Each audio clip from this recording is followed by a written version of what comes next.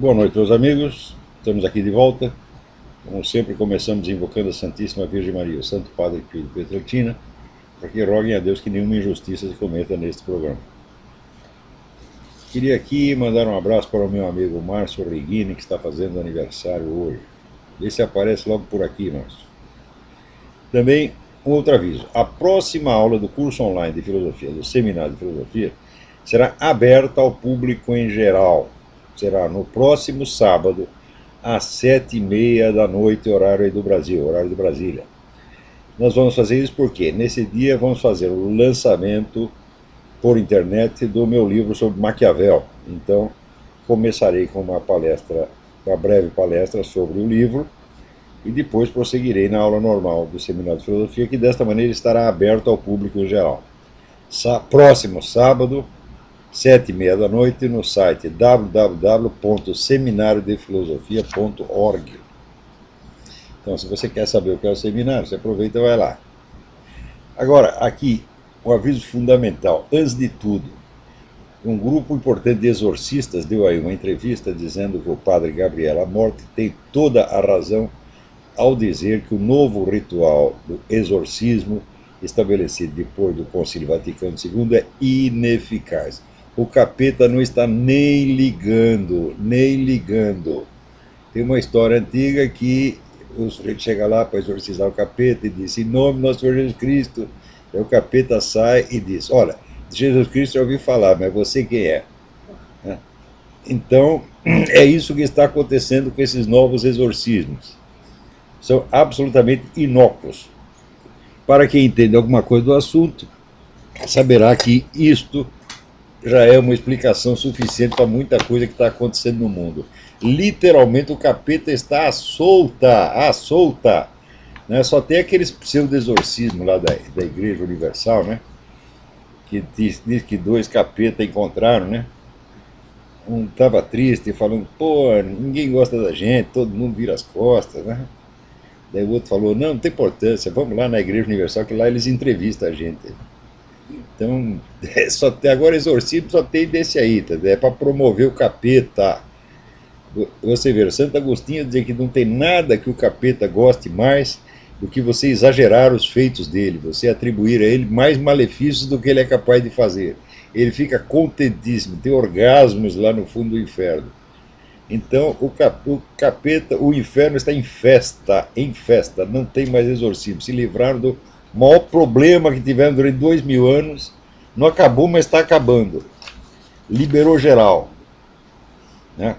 Por falar nisso, né, aqui eu recebo uma comunicação que o Instituto Plínio Correia de Oliveira estará promovendo no dia 4 de agosto, às 19 horas, uma palestra sobre o fenômeno da cristofobia. Por que são mortos e perseguidos os cristãos de hoje? Palestra do Dr. Alexandre de Valle, consultor do Parlamento Europeu e autor de vários livros sobre terrorismo e perseguição religiosa. A palestra será no auditório do Colégio São Bento, no centro de São Paulo. Agora, acho que todo mundo precisa explicar onde é o Colégio São Bento, né? Então, 4 de agosto, às 19 horas, Cristofobia, pelo Dr. Alexandre Del Valle.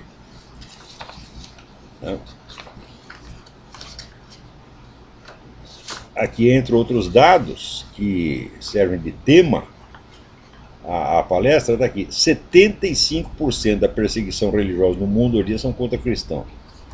Né? Então, isso quer dizer que, no momento, 100 milhões de cristãos estão em áreas onde estão expostas a ameaças iminentes. 100 milhões de pessoas.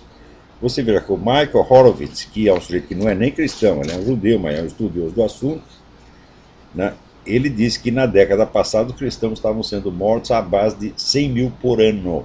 100 mil por ano. Enquanto isso, o pessoal aí, né, está fazendo lei para proteger o pessoal gay, proteger contra quem olha feio e faz piadinha. Né? Você chama o cara de viado, pronto, isso aí é crime hediondo, você tem que ir para cadeia. Né? Você diz que dar o cu é feio, pronto, crime hediondo, tu vai para cadeia. Agora, matar cristão pode.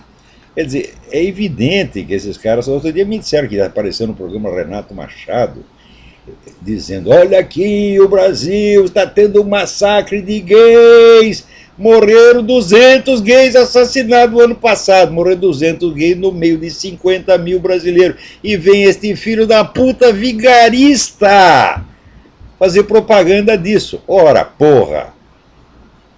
Quer dizer que o senso da verdade, até o senso da quantidade as pessoas não têm mais, eles não sabem distinguir, né, o que é 1, o que é 10, o que é 100, o que é 1000, né? Então, é por isso que eu digo que isso aí já não é mais uma crise cultural, isso é uma crise da inteligência humana, isso é uma crise de dimensões antropológicas. O ser humano está perdendo a capacidade que tinha desde o tempo do homem de Neandertal, né? Então é claro que matar 50 mil brasileiros, ninguém liga, ninguém liga. Você não vê um debate público, né? Vamos fazer aqui um debate no parlamento, como nós vamos parar o morticínio de brasileiros. Teve algum debate sobre isso? Alguém está preocupado com isso? Não. Agora, matou 200 gays no meio de 50 mil. Ah, isso não pode, meu filho, né? Quer dizer que você vai ter que matar, então, são 49.800. Até aí pode. Os outros 200 é gay, então esse aí não pode mais, né? Isso aí parece que nem o Saramago, quando o Fidel Castro mandou, né, prender aqueles 13 jornalistas, né? O Saramago falou: não, agora eu perdi a paciência. Ora, isso aí já passou os limites, isso não pode mais, não pode mais, né? Porque o Fidel Castro já tinha passado pelas prisões de Cuba 100 mil prisioneiros políticos. 100 mil prisioneiros políticos. Agora, 100.013, isso não pode. Isso tem que. Não, 100.003, não era 3, era 3. 100.003, não, passou do limite. O limite era 100 mil. Quer dizer que até 100 mil na cadeia o Saramago não liga. Agora, 100.003 e fica ofendidíssimo. Então aqui, né, o Renato Machado, mesma coisa, né? 49.800 brasileiros, pode matar. Agora, completou 50 mil, falar: não, aí passou dos limites. Agora, você veja, saiu um relatório aqui da OEA, finalmente saiu um relatório enorme da OEA, sobre o caso de Honduras, né? Ninguém vai dizer que a OEA é um órgão de direita, né? Então, examinaram e chegaram à conclusão que, de fato, o tal do Manuel Zelaya tinha infringido a Constituição, cometido, além de infringir a Constituição, cometeu inumeráveis crimes, e que a deposição dele foi, portanto, inteiramente regular, dentro da ordem constitucional. Não houve golpe algum, não houve golpe nenhum. Agora, a mídia inteira está repetindo isso aí, né? E denunciaram a coisa na OEA. Nota que a OEA formou esta comissão porque o pessoal do Zelaya pediu. Foi um golpe, isso aí foi uma coisa horrível, temos que investigar e denunciar. Foram investigados e descobriram que era exatamente o contrário. Você acha que essa notícia vai ter a repercussão mundial que teve a gritaria da época em favor do Zelaya? Mas nunca, mas nunca. Olha aqui que coisa, né, maravilhosa. Eles estavam lá discutindo, na época, a nomeação de juízes para a Corte Suprema, e existe um processo legal normal que faz uma lista de 45 candidatos, para daí o presidente escolher um. Fizeram a lista, entregaram para o presidente, ele falou: não, não quero nenhum desses 45, eu quero esses 3 aqui, que são meus amigos, que estão fora da lista. E daí disse: e se vocês não aprovarem, eu fecho o Congresso. O filho da puta fez isso, ué. Agora, o mais bonito, lembra, na época, não, meses atrás, eu escrevi um artigo mostrando como o embaixador americano, Hugo Lawrence, foi cúmplice disso, como ele era um sujeito que odiava o Roberto Micheletti desde muitos anos, espalhou mentira pra caramba contra o Roberto Micheletti e apoiou isso. Na comissão, né, que fez pressão sobre o Congresso, ameaçando o Congresso para forçá-lo a desobedecer, a desrespeitar a lei, estava quem? O embaixador americano. Primeiro, o que o embaixador americano está fazendo numa comissão que decide nomeação de juiz da Corte Suprema de Honduras? O que estava fazendo lá o filho da puta? Segundo, além de estar no lugar onde ele não podia estar, ainda estava lá para pressionar o Congresso a desrespeitar a lei. Ora, puta que pariu, né? Não tem mais limite mesmo, né? Então, agora, nem tudo é má notícia. Olha aí, na Academia Brasileira de Letras, no centro do Rio de Janeiro, estava vendo lá uma exposição sobre vida e obras do José Guilherme Melchior. Exposição organizada pelo meu amigo José Mário Pereira, que é o editor mais culto do Brasil, aliás, o único editor culto que eu já vi no Brasil. Depois que morreu lá o Zé de Barros Martins, o Zé Olímpio, até o Enio Silveira, que era comunista pra caramba, mais comunista que Lenin, mas era um homem de muita cultura e era uma boa pessoa. Depois que morreu esses três, olha, editor não lê nem Tio Patinhas, porra, né? E tá lá o Zé Mário, impávido colosso, né? Último sobrevivente de uma geração de... a qual ele não pertence, ele era menino no tempo desses camaradas, mas continuando, vamos dizer, a tradição de grandes editores cultos. Então ele, que foi assistente do Zé Guilherme Melchior ao longo de 20 anos, conhece tudo da vida, da obra do Melchior, conhece cada linha, ele organizou a exposição, então pode ir lá que pode ter certeza que é uma pesquisa histórica confiável. Parabéns, Zé Mário. Né? Agora, aqui, o Edson Cambon Júnior pergunta o seguinte, que eu tinha recomendado aqui o livro do Viktor Suvorov, Icebreaker, Who Started the Second World War? Né? Quebra-gelo, quem começou a Segunda Guerra. E diz que ele não encontrou volumes novos desse livro para venda, né? Apenas alguns exemplares de segunda mão. Então ele pergunta se eu sei de alguma edição recente. Eu sei sim. Olha aqui, Edson, você vai lá na internet e clica o seguinte, PLK Publishing, tudo junto, hein? plkpublishing.com. É a editora inglesa que soltou a nova edição do Icebreaker. Estou aqui mostrando para o pessoal que vai ver no YouTube, né? Então pode ir lá, PLK Publishing.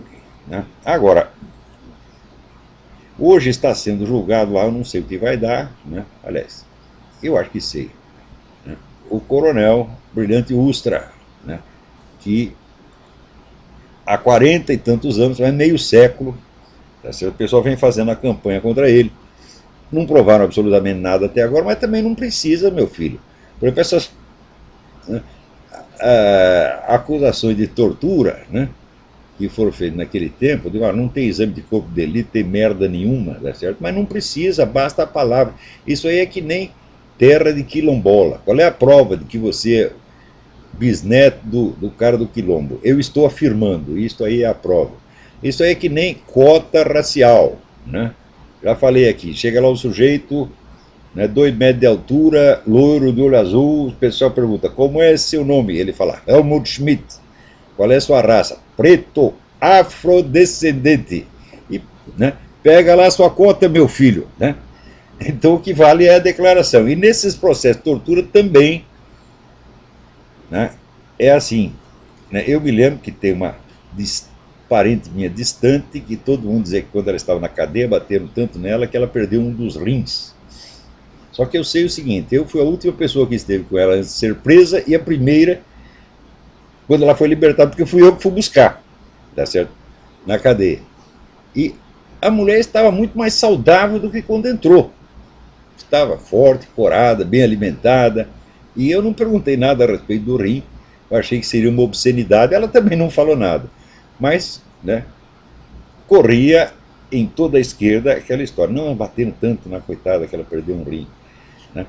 Várias dessas imputações feitas ao regime militar, dizer, aquelas que eu fui investigar pessoalmente, eu nunca encontrei uma que fizesse o menor sentido. Né?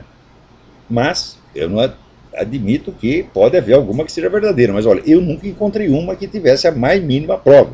E encontrei várias que tinham prova do contrário. Mas enfim, está lá o coronel sendo julgado por supostos crimes cometidos há meio século, né? Enquanto os crimes dos terroristas todos estão todos anistiados, estão em casa, ganhando dinheiro do governo, ganhando dinheiro do seu imposto, aos seus trouxas. Né? Então vamos ver o que vai dar. Pois enquanto está lá o coronel Brilhante Ustra sendo julgado, ele está lá para ser condenado, isso não é um julgamento, isso é um ritual, né? Está lá o seu Lula fazendo, na próxima sexta-feira, palestra para militares na Escola Superior de Guerra. Eu disse, Escola Superior de Guerra, meu filho, é a escolinha do MST. tá certo? Aquilo é um bando de comunista, porra. Não tenho a menor dúvida disso. É por isso que nunca me convidaram para ir lá. Na ADESG ainda falei várias vezes, né? Gostasse eu não falei, mas na ESG, não. Uma vez o presidente desta porra teve o desplante de dizer, me convidar para ir, para o quê? Para ir lá falar alguma coisa para eles? Não, para conhecer a sede. Ele queria me mostrar o edifício, né? Tomar um chazinho, né? Ter uma conversa amena, né? Visitar o edifício, ficar encantado com a porra da arquitetura e ir embora. Então, ó, eu não falei, mas pensei, pode enfiar o convite no cu, né? Então, Maurício, eu tenho tempo para programação social. Olha, você vê, quando a pessoa me convidava para palestra, né? E já marcar uma palestra para dali 6 meses, né?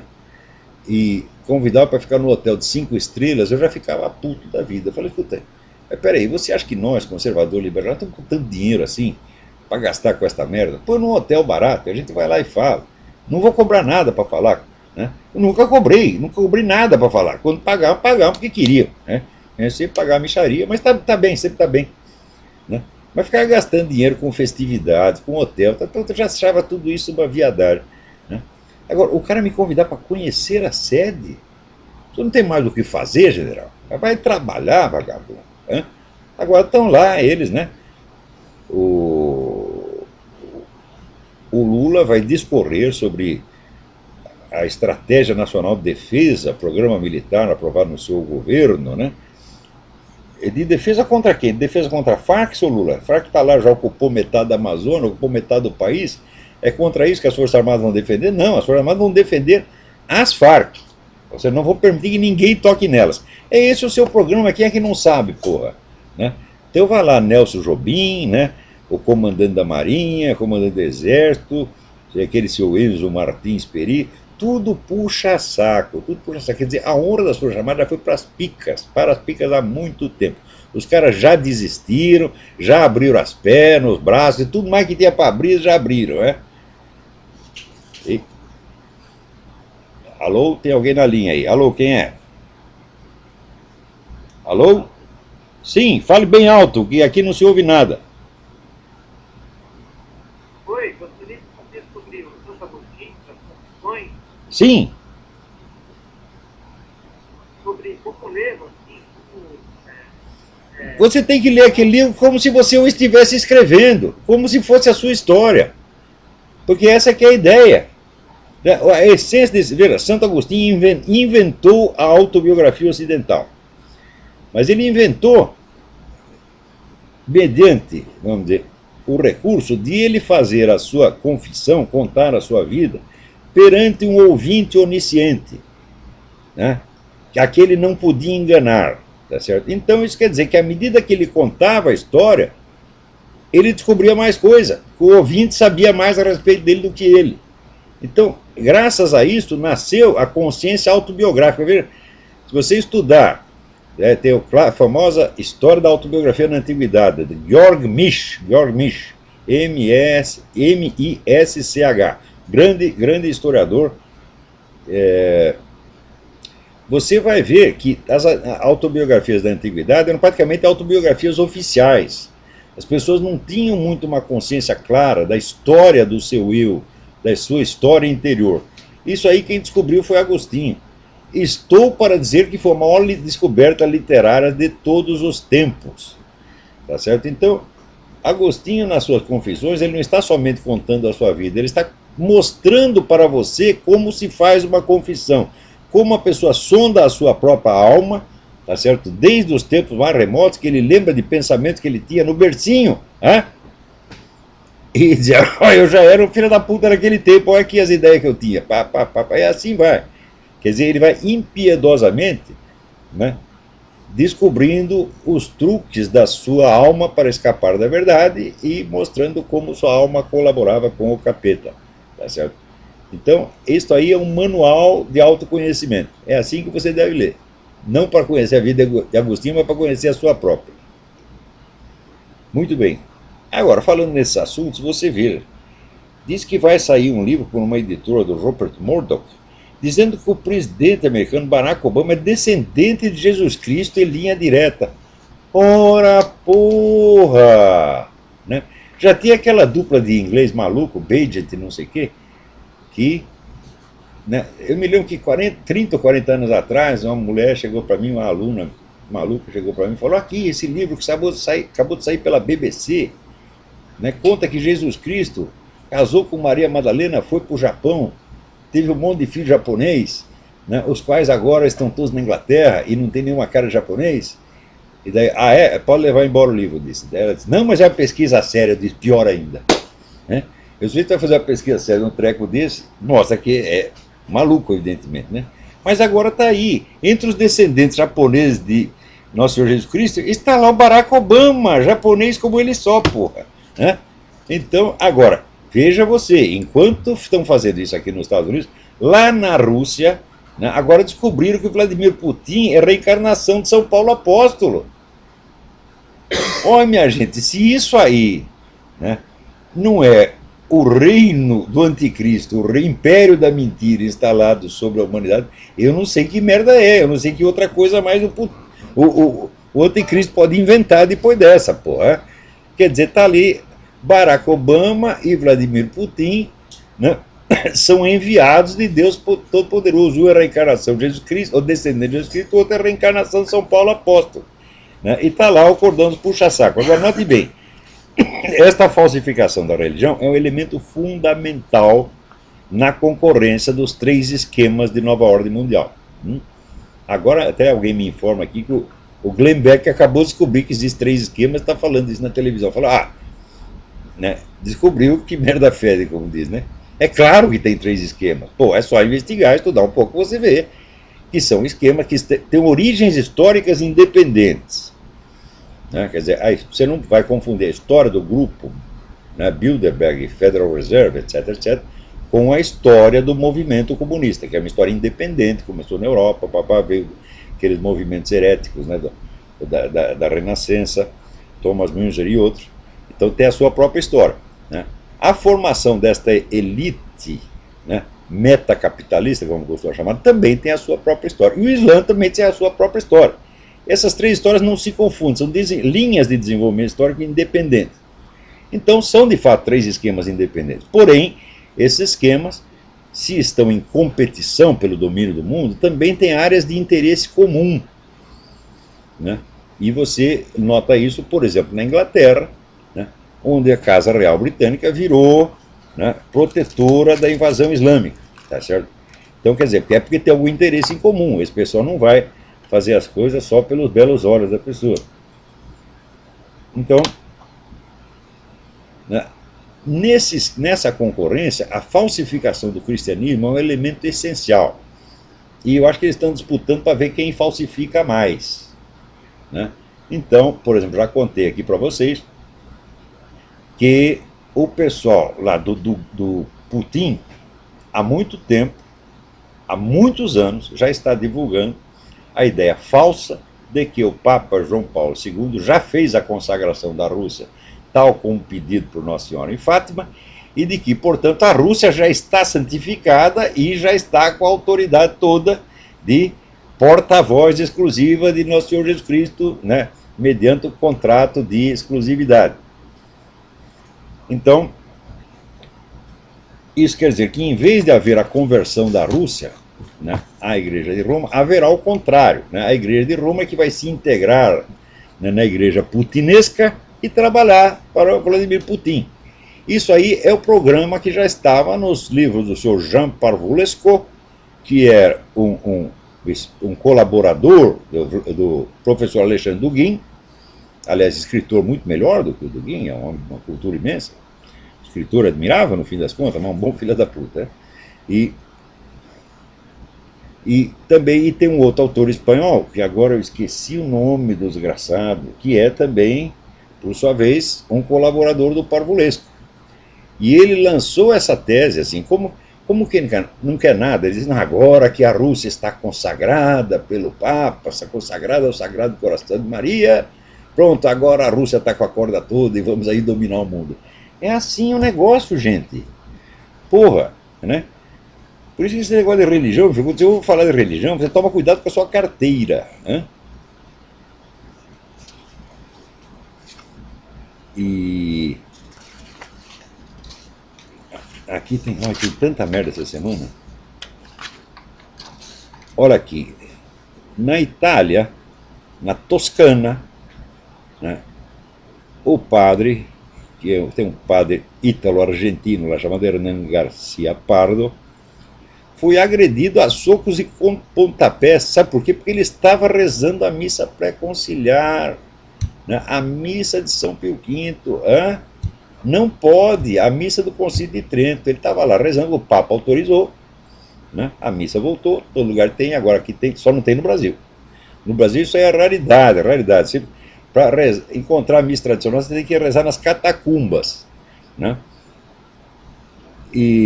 Mas no mundo inteiro tem, voltou, está fazendo um sucesso extraordinário. Aqui a missa onde a gente vai estar sempre cheia, né? E você vê, quem rezava a missa tradicional, a gente ia lá, tinha um padre nigeriano, né? Era um padre, como direi, afrodescendente, né? Ele estava lá rezando a missa tradicional. Então na Nigéria está cheio de missa tradicional, aqui também, né? E na Europa também, tudo quanto é lugar. Mas estava lá, ele na Toscana rezando isso, os caras avisaram, mandavam um recadinho para ele assim: você tem sido forte, mas nós vamos rachar a sua cabeça. Assinado teu amigo Satanás, né? Daí foram lá e bateram no padre mesmo, né? E aí, pelo crime de rezar a missa tradicional. Por outro lado, vejam vocês, né? Eu li aqui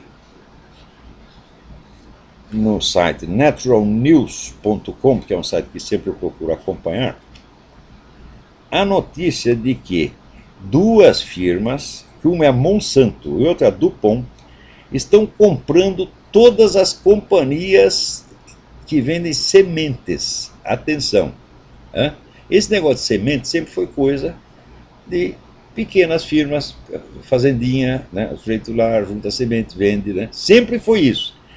Os caras estão comprando tudo quanto é companhia de semente. Isso, vocês entendem o que isso significa? Isso significa que a alimentação do mundo vai estar na mão dessas duas companhias, que são dois pilares da nova ordem mundial. Dois pilares do controle absoluto do mundo pela elite iluminada. Você lembra quando, veja, o José Bové, aquele líder ecologista francês, né, quando esteve no Brasil, ele foi lá, invadiu lá um quintalzinho da Monsanto, arrancou umas plantinhas, né, fazendo aquele show como se isso fosse, né, abalar, né, arrancou uns pés de alface da Monsanto. A Monsanto ficou abaladíssima com isso, né?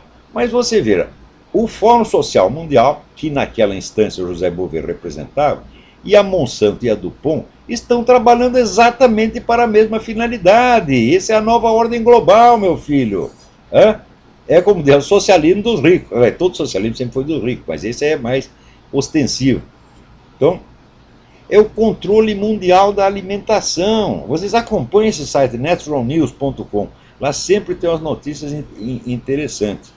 E olha, se não fosse o Natural News, ninguém ia saber disso, porque essa coisa é feita discretamente, né? Então, eles estão fazendo isso desde 1990, quietinho, pondo no cu do mundo, né, silenciosamente, com barris de vaselina, e ninguém sente nada. Não é nem vaselina, é aquele negócio, como é que os caras chamavam? Era, sei lá, era um negócio anestésico, né? E xilocaína, é isso mesmo.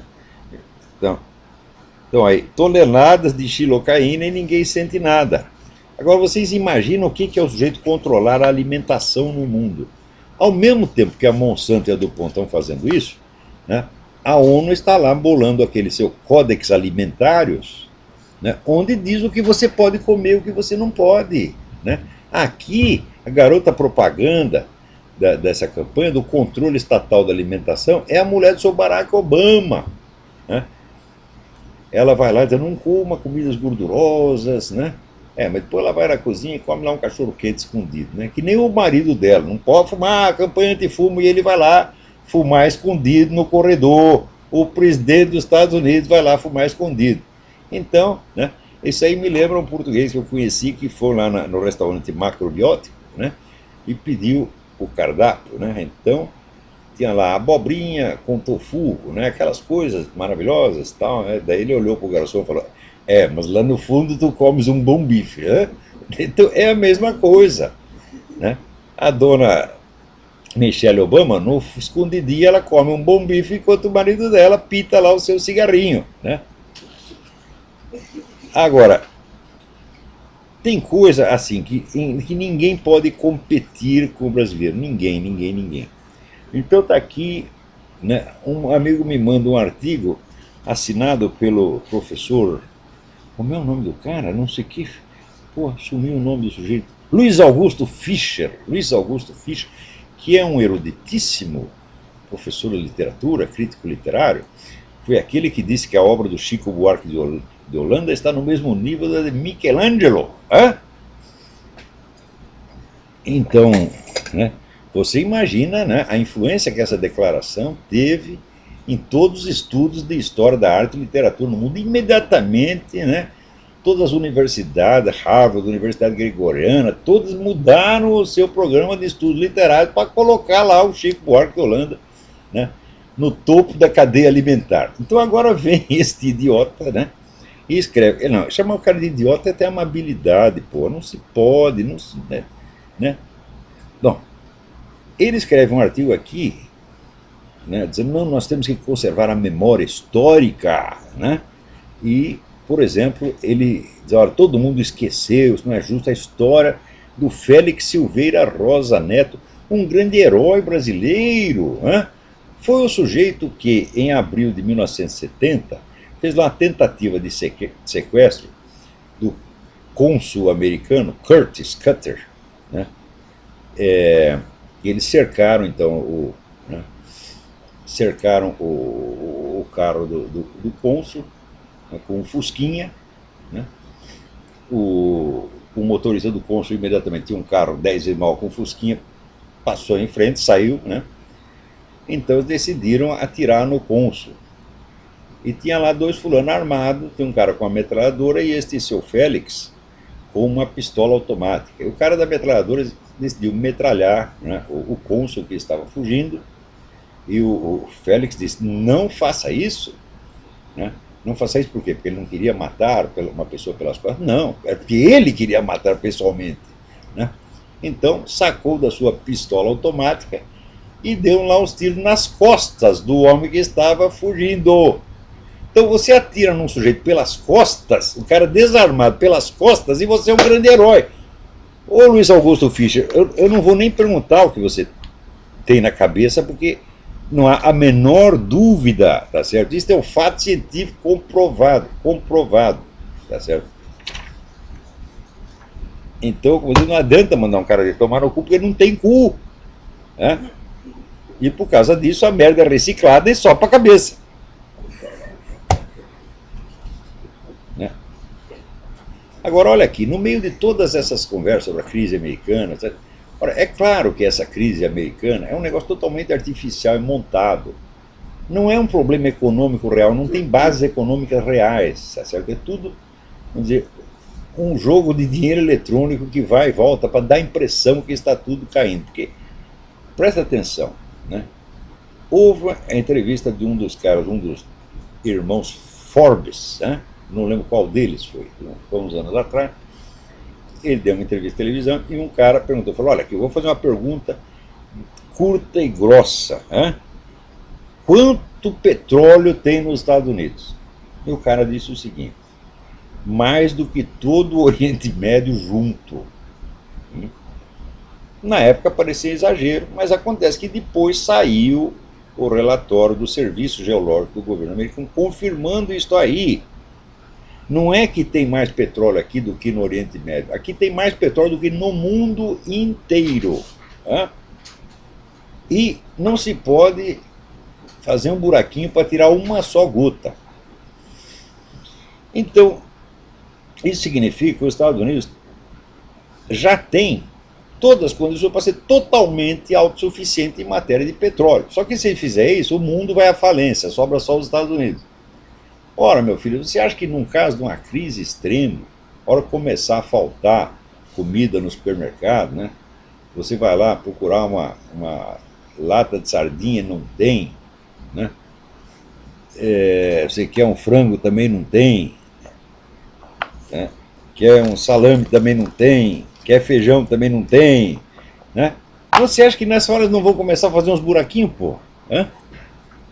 Então, a crise econômica ela de fato vem. Porém, os recursos materiais e intelectuais desse país são uma coisa monstruosa. Isso quer dizer que os Estados Unidos não saem da crise se não quiserem. Quer dizer que se a liderança reunida decidir, olha, é para afundar mesmo, se eles quiserem destruir os Estados Unidos, eles destruirão. Né? Porque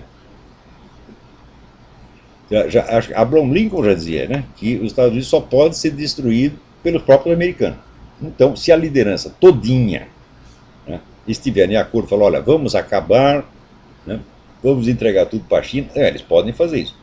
Porém, não vai ser por falta de recursos.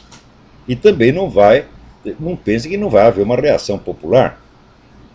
Tem aqui o sujeito, o pastor Lindsey Williams, que ele diz que, vamos dizer, até 2012 todas as armas serão tomadas dos americanos. Olha, esse Lindsey Williams ele diz muita coisa verdadeira, mas eu não acredito na sinceridade desse homem. Tem muito cara que divulga coisas sobre nova ordem mundial, etc, etc. Mas qualquer diagnóstico do negócio de nova ordem mundial só é legítimo e honesto se levar em conta a existência dos 3 projetos globalistas. Se fala só de um como se fosse o único, ali tem treta. É por isso que eu não levo muito a sério o Alex Jones. Né? Se bem que nos últimos tempos ele corrigiu um pouco isso. Né? Mas esse Lindsey Williams, ele dá a impressão assim, que tudo que acontece de mal no mundo vem aqui da elite americana. Fala, bom, muita coisa vem, mas esse não é o único bandido. Se você só fala de um bandido, você está escondendo os outros 2. Pô. Então, aí tem treta. Né? Então o cara diz, não, vai tudo acabar, em 2012 vamos dizer, mais de metade dos americanos já vão estar trabalhando para o governo, já vai ser um regime socialista e vai ir tudo para as picas, o dólar vai ser substituído por outra moeda. Eu digo, o dólar ser substituído por outra moeda não significa que os Estados Unidos não terão reservas dessa outra moeda. Tá certo? Mesmo porque essa outra moeda será comprada com base na economia real, bens materiais, de fato. É isto que, no fim das contas, segura a economia. E quando você vai ver isso, fala,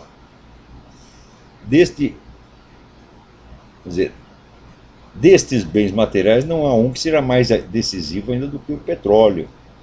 Tem outras coisas que atrapalham. Por exemplo, tem aqueles metais raros que são usados para negócio eletrônico, é usado em computador, em avião, foguete, essa coisa toda. Né? E a China domina 97% desse mercado e só tem um negócio, a China quer foder com o mundo dizendo não quero vender mais. Está ameaçando que não vai vender mais. Não vai vender mais por quê? Porque ela precisa dos seus próprios metais, do que ela produz e do que ela compra. Bom, isso nem aconteceu ainda, a China só está pensando. Enquanto já apareceram várias companhias americanas que vão entrar nesse mercado, porra. Porque vocês pensam também que o americano é tão tonto, que vai deixar assim destruir o país? Claro, tem gente que está aí para destruir o país. O próprio presidente foi contratado para isso e bem pago lá pelo príncipe saudita para fazer isso. Tá certo? Mas esse pessoal não é onipotente. Né?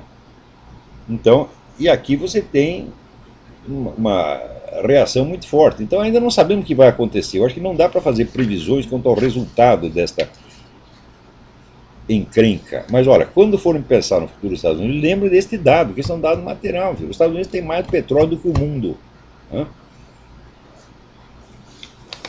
Vamos ver o que mais. Aqui, olha aqui, olha aqui. Olha que coisa. Saiu outro dia aqui, né? Uma nova biografia, né, dos Beatles, né, com uma série de informações novas fornecidas pela senhora Yoko Ono. Yoko Ono. Dentre essas informações era o seguinte: ela e o John Lennon, tá certo, estavam em ativo processo de conversão ao cristianismo. Primeiro dado, ninguém sabia disso, né? Só iam na igreja, né? Só liam Bíblia, tá?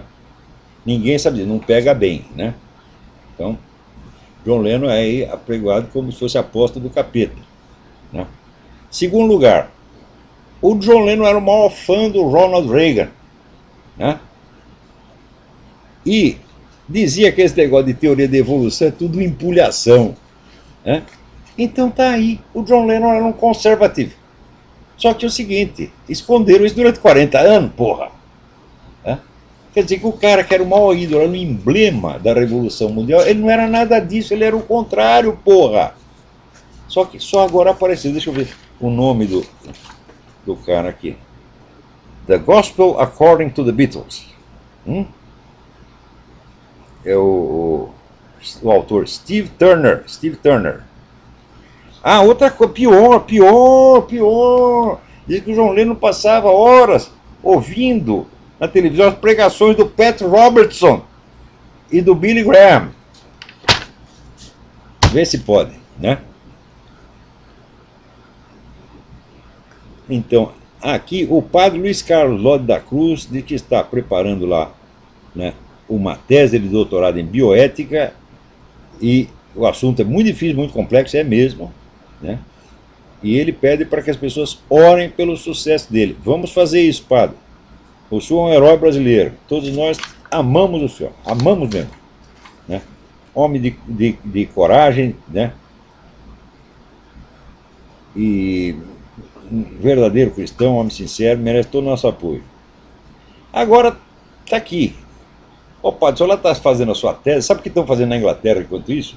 Estão criando híbridos de humanos e animais. Eles já estão conseguindo, Então, daqui a pouco você vai ver seres humanos com chifre, né, com rabo, né, e peludos como um urso, né, com um bico como galinha. Vai ser uma maravilha. Você lembra aquele bar do filme Guerra nas Estrelas, né, que tinha uns bichos tudo misturado? Vai ser assim, mas olha que coisa maravilhosa, estética, né? Então, olha, tem várias pessoas que eu desconfio que já são híbridos. Eu não posso dizer os nomes, né? Mas tem cara que eu vejo, ele foi fruto da hibridação do ser humano com uma galinha, né? Outro foi com um tatu, né? E assim por diante. Mas é apenas uma desconfiança que eu tenho, não posso provar. Mas agora os caras já estão fazendo, né?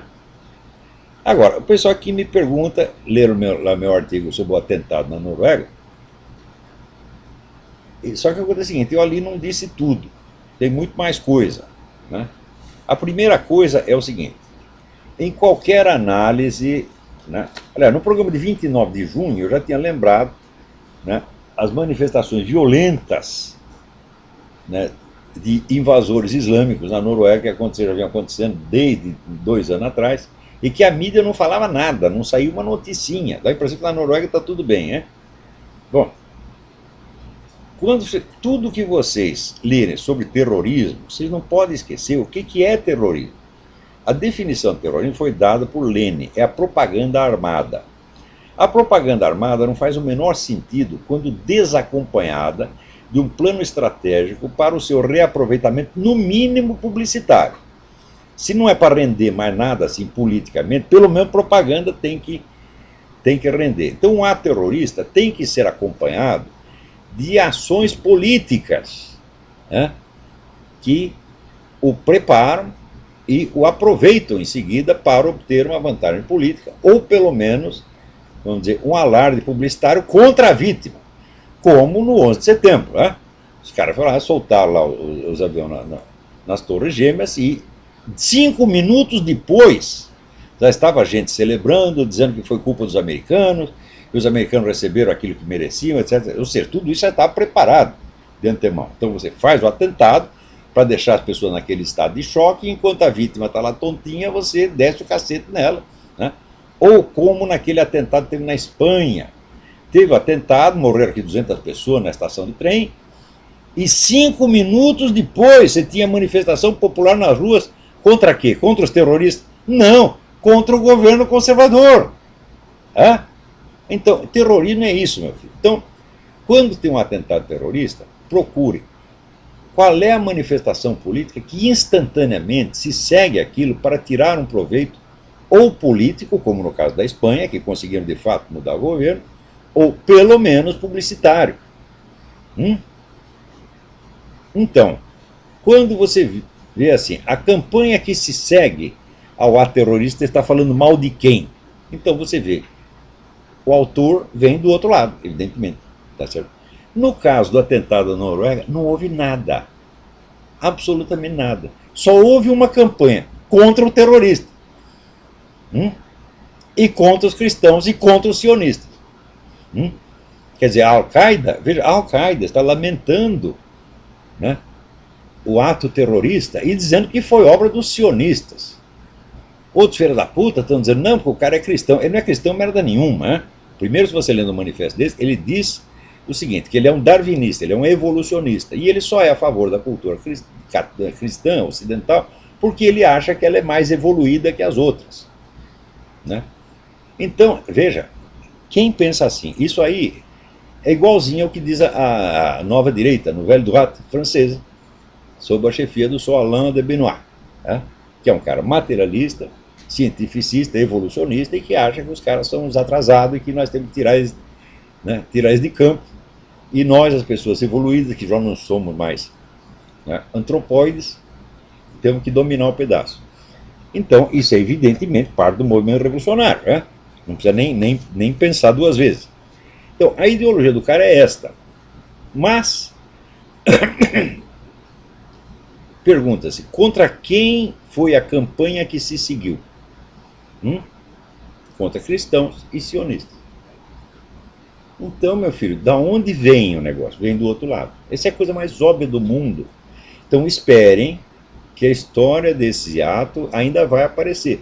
Por exemplo, assim como apareceu, né, a história dos famosos movimentos neonazistas na Alemanha, estava pipocando de movimento neonazista, depois que caiu a União Soviética, né, e caiu a Alemanha Oriental, fundiu com a Alemanha Ocidental, então o cara que era o chefe do serviço secreto da Alemanha Oriental deu uma entrevista dizendo, sabe esses movimentos neonazistas aí? Foi nós que fizemos. Nós que criamos esses caras, tá certo?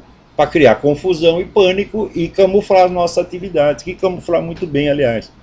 Então, meu filho, espera um pouco, porque a verdade nunca tem pressa, né? A mentira tem sempre pressa porque você tem que aproveitar enquanto a vítima está meio tontinha, né? Você assusta ela e solta um monte de mentira em cima. Mas a verdade vai aparecer. Então, pela lógica do terrorismo, então só tem duas hipóteses. Quer dizer, ou o cara é um grupinho isolado e louco mesmo, o que eu não acredito, mas de jeito nenhum. Né? Assim como a história de que o Lee Harvey Oswald era um cara isolado, mas como isolado, porra, o cara teve contato com o serviço secreto soviético.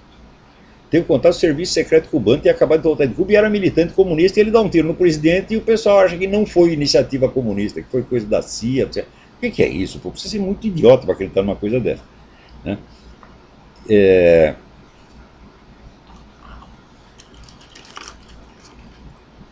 Então, você vira também no caso do assassinato do Kennedy, né?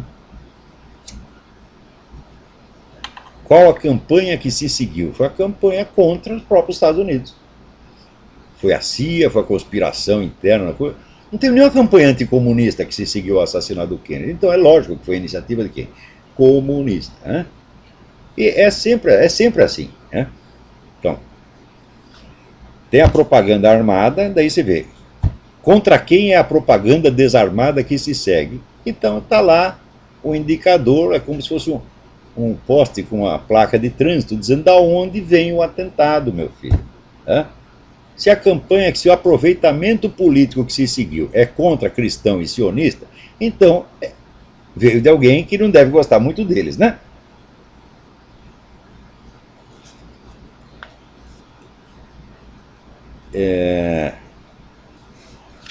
Vamos ver aqui.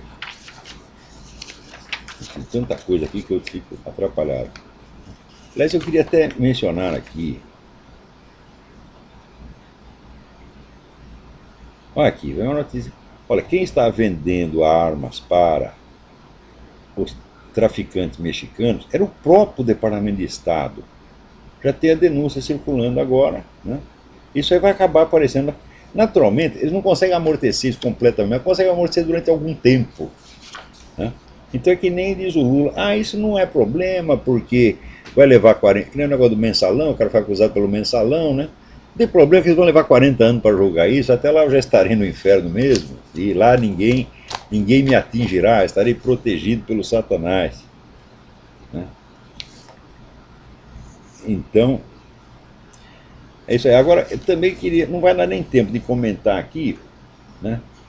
Mas você veja, o seu Sidney Silveira, quando eu acusei de ter cometido um crime de difamação, ele quis dar a impressão que era um debate filosófico. E começa, então, a discutir filosofia e nem menciona o fato que foi o início da discussão. Quer dizer, encobre a coisa. E pior, ainda usa para encobrir toda a doutrina sagrada da Igreja Católica, de Santo Tomás de Aquino. Não sei. Quer dizer, é uma coisa com um comportamento tão de vigarista mesmo, né, que só consegue enganar aquele público dele, né, cuja cabeça vocês já veem. Tem esse artigo que eu publiquei, os caras lá, como é que eles responderam? Também ninguém falou do assunto. Eu digo aqui, o seu Sidney Silveira falsificou um texto meu para indispor contra a minha Igreja Católica. Isso é crime de difamação. Foi isso que eu disse. Eles não respondem uma linha a isso. Né? Começa a falar de outras coisas, uns falam de doutrina querendo parecer o santinho, outro começa a me acusar de não sei de coisa, de não sei de que coisa, dizendo, você lá com a sua primeira mulher, você estava fornicando. Que horror! O senhor Olavo de Carvalho estava fornicando. Foi 45 anos atrás. Né? E o pior é que o cara ainda diz, você tinha que dizer, né? Você tinha pelo menos que dizer, isso aí são pecados que já foi confessado. Eu digo, mas escuta, mas se eu confessei já para o padre, por que eu tenho que confessar de novo perante você, ô filha da puta? Vai lá fiscalizar a sua mãe, hein? Quem sabe eu forniquei com a senhora sua mãe também. Porque eu digo, agora já que virou público, eu confesso, eu era o maior fornicador da paróquia, eu era um filho da puta, meu Deus do céu. Vocês não entenderam ainda? Então, não, isso que eu estou fazendo para vocês não é a confissão, não, porque vocês não têm nenhum poder para me absolver. Né? Um padre devidamente ordenado já me absolveu, e vocês vão tudo tomar nos cu, você não tem nada a ver com meus pecados. Né? Meus pecados são uma merda, mas são meus. Né? Não é de vocês. Então respondiam com esta merda, tudo, mas desconversando. Quer dizer, olha, eu não falei mal do Sidney Silveira. Eu não disse que ele é um mau filósofo, eu não disse que ele não entende São Tomás de Aquino, eu disse que ele é um criminoso. Eu fiz uma imputação criminal ao cara, porra. Eles não respondem a isso, encobrem sobre discussões doutrinais ou xingamentos. Né? Ainda dizendo que o filósofo boca suja sou eu. Eu posso ser boca suja, meu filho, mas eu nunca me meti nas fornicações da senhora sua mãe, do seu pai, ou nas suas. Né? Você pode fornicar à vontade, que o último que vai investigar isso sou eu. Né? Então agora o seu Sidney Silveira, depois disso, né, de passagem eu fiz uma observação sobre o ensinamento do seu Sidney Silveira. Olha, não consigo me interessar pelo ensinamento dele porque eu assisti uma aula pelo YouTube e fiquei boquiaberto de tanta besteira que saiu ali em tão pouco tempo. Né? E dizendo o seguinte, ele tinha exposto uma tese contra o intuicionismo, quer dizer, a capacidade humana de apreender essências, né, a essência dos objetos, e daí ele dava um exemplo que provava exatamente o contrário. Eu falei, mas escuta, isso um professor não faz. Por quê? Você expor uma tese geral, qualquer idiota faz. Você lê aquilo e você repete. Agora, na hora de você aplicar a coisa ao caso concreto, é que se revela se você entendeu o que você mesmo está falando ou não. Portanto, na atividade pedagógica, vamos dizer, o teste decisivo da capacidade do professor é o exemplo que ele dá. Porque, primeiro, o exemplo troca em miúdos uma explicação genérica. Segundo, o exemplo faz a conexão entre teoria e realidade, a realidade da experiência. Então, repetir doutrinas, qualquer papagaio repete, qualquer computador repete. Agora, encontrar exemplos eficientes na vida real, esta é a marca do professor. Então, o seu Silveira expunha uma tese e exemplificava exatamente o contrário, sem perceber que era o contrário, meu Deus do céu. Daí o que ele faz? Qual é a resposta dele? Faz de conta que não viu, né?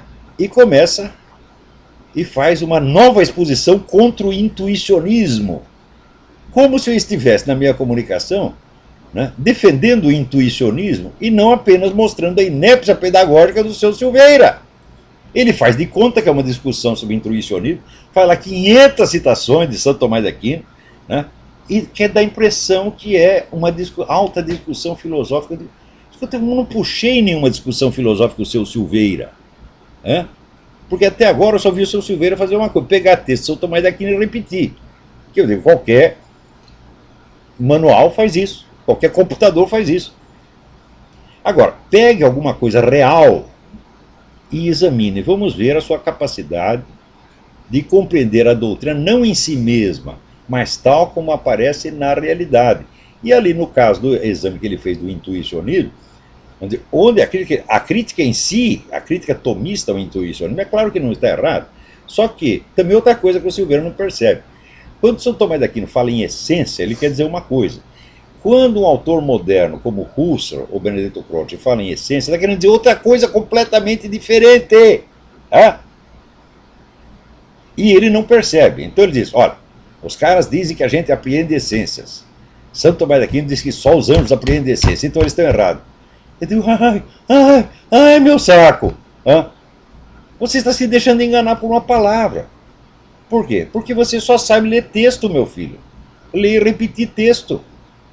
Quando chega na hora de aplicar na realidade, você não sabe o que está fazendo. Né? Então, bom, eu vou publicar uma coisinha sobre nota sobre isso esclarecer. Agora, informo. Eu faço ao seu Silveira uma acusação criminal, ele responde com um debate filosófico. Né? Eu digo que ele é um professor de merda, né? E ele responde com uma crítica ao intuicionismo. Mas isso é teatro, ele está fingindo que a situação real é outra. Né? Eu estou aqui numa discussão de fatos comprometedores, um fato criminoso e um fato vergonhoso. Ele pula fora do fato e quer fingir que está tendo um debate filosófico comigo. Digo, olha, talvez eu tenha algum debate filosófico com o Sidney Silveira quando ele crescer um pouco. Porque o Sidney Silveira é o resultado seguinte. É uma pessoa com uma personalidade vacilante, mole, mal desenvolvida, que lê um monte de livro. Ora, quando você aprende alguma coisa, quando você amplia o seu circuito cultural, tá certo? Isso cria um peso do seu intelecto sobre a sua personalidade. Então, primeira coisa que acontece com o estudante é ele ficar neurótico. Então daí você tem que remanejar a personalidade para torná-la capaz de arcar com aqueles conhecimentos na vida real. O seu Silveira não fez isso. Leu, e mostra que quando você fala de um fato real, ele está completamente fora da sua atmosfera e quer voltar rapidinho para as belas discussões doutrinais. Pior, no Brasil está cheio de gente assim. O doutrinarismo, o abstratismo são doenças crônicas do subdesenvolvimento, que não é só subdesenvolvimento econômico, é só subdesenvolvimento humano. Personalidades mal feitas, fraquinhas, incapazes de enfrentar a sua própria realidade. Né? E bom, por isso é que no meu curso eu digo, o nosso problema aqui não é só estudar, minha gente. É um problema de você fazer de um menino um homem, de uma garota, uma mulher, uma mãe de família, uma pessoa séria, responsável, capaz de arcar com a responsabilidade na vida. Tá certo? Não é só responsabilidade econômica, não. Por exemplo, a responsabilidade de você, quando ensina alguma coisa, dar um exemplo que não vá destruir a cabeça dos seus alunos, como esse cara está fazendo com os alunos dele. Por isso que a gente vê, pelos frutos conhecereis, as merdas de contribuições que eles têm feito no site de comentário. Quer dizer, eu digo que o Sidney Silveira falsificou um texto meu, eles respondem, você fornicou 45 anos atrás. Digo, mas é de conversa de maluco, é conversa de bandido e maluco. Tá certo? Então, é isso aí. Então, até a semana que vem, muito obrigado.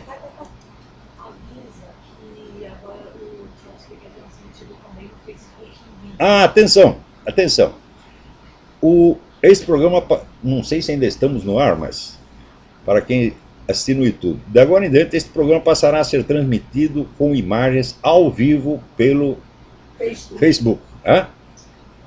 Depois, só entrar na página do True Speak no Facebook e vocês terão lá, né, com as minhas imagens de um sex appeal extraordinário, como vocês podem perceber. Né? Então, até a semana que vem, muito obrigado.